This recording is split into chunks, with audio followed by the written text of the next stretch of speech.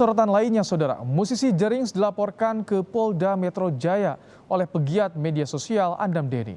Jerings dilaporkan ke polisi lantaran menuduh Andam Deni menghilangkan akun Instagram Jerings yang disertai pengancaman melalui media elektronik.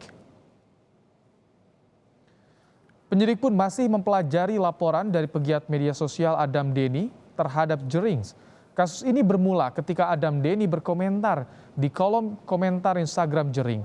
Andam Deni mempertanyakan data terkait artis-artis yang di-endorse COVID kepada Jerings.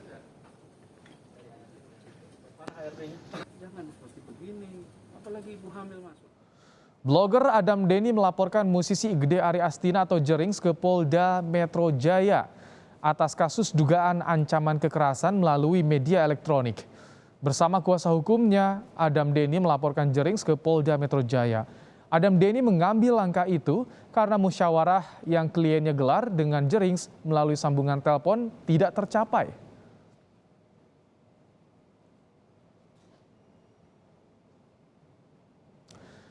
Saya telah melaporkan IGA atau yang biasa dikenal dengan nama JRX. Terima kasih Polda Metro Jaya telah menerima laporan saya dengan baik hari ini. Atas beberapa pertimbangan, saya menggunakan hak saya untuk melaporkan JRX. Kenapa tidak mediasi? Saya telah mencoba, tapi tidak ada titik temu, tulis Andam Deni di akun Instagram pribadinya. Sebelumnya, Igede Ari Astina atau Jerings SID diketahui baru saja bebas dari penjara setelah divonis bersalah dalam kasus ujaran kebencian terhadap ID. Jerings dipenjara 10 bulan setelah divonis bersalah oleh Pengadilan Negeri Denpasar.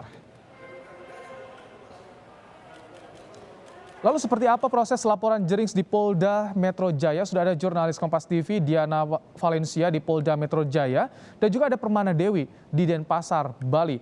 Yang pertama saya akan ke Diana terlebih dahulu. Selamat petang Diana, jadi bagaimana saat ini perkembangan proses pelaporan terhadap Jering di Mapolda Metro Jaya? Ya Ibrahim, hingga saat ini pihak penyidik dalam hal ini adalah Ditkrimum Polda Metro Jaya ini masih terus mempelajari pelaporan dilaporkan begitu ataupun yang disampaikan oleh pegiat media sosial Andam Deni terhadap yang disangkakan ini adalah musisi Igede Ari Astina ataupun yang biasa disapa sebagai Jerings. Ini bukan kali pertama sebenarnya Jerings berurusan dengan pihak kepolisian. Kalau beberapa waktu lalu ini urusannya dengan kasus pencemaran nama baik. Kalau untuk kasus hari ini tadi juga sudah sempat disebutkan bahwa ini adalah dugaan kasus pengancaman lewat media elektronik. Kenapa bisa sampai berujung kepada kasus ataupun pelaporan ke pihak kepolisian? Ini sebenarnya berawal dari pernyataan Jerings. Karena memang setelah bebas, Jerings ini sempat ataupun kerap begitu melontarkan pernyataan-pernyataan yang kontroversial tentang COVID-19. Salah satunya adalah menuduh ada sejumlah artis ataupun pihak-pihak lainnya yang di-endorse COVID-19. Sehingga pernyataan inilah yang memancing perdebatan di media sosialnya. Salah satunya yang meminta bukti atas pernyataan ini adalah pegiat media sosial Andam Deni ini.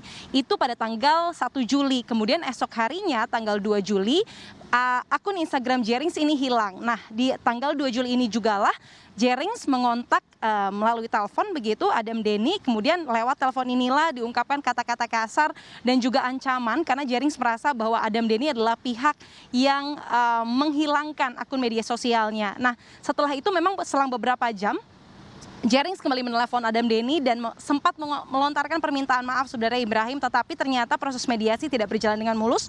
Lalu tanggal 10 Juli, Andam Deni memutuskan untuk tetap melaporkan Jerings ke Polda Metro Jaya. Dan pasal yang disangkakan adalah pasal 335 KUHP dan atau pasal 29 Jungto pasal 45 Undang-Undang nomor 19 tahun 2016 tentang ITE. Dan hingga saat ini kami pun juga sudah mencoba mengonfirmasi kepada pihak Polda Metro Jaya, baik itu dari Kabid Humas Polda Metro Jaya ataupun Dirkrimum Polda Metro Jaya, tapi hingga saat ini masih belum ada respon dan juga kejelasan kapan sekiranya pemanggilan Jerings ataupun pemanggilan saksi-saksi lainnya yang terkait kasus ini, termasuk pemanggilan saksi ahli dan lain sebagainya apabila dibutuhkan. Sehingga kita masih nantikan kejelasan informasinya.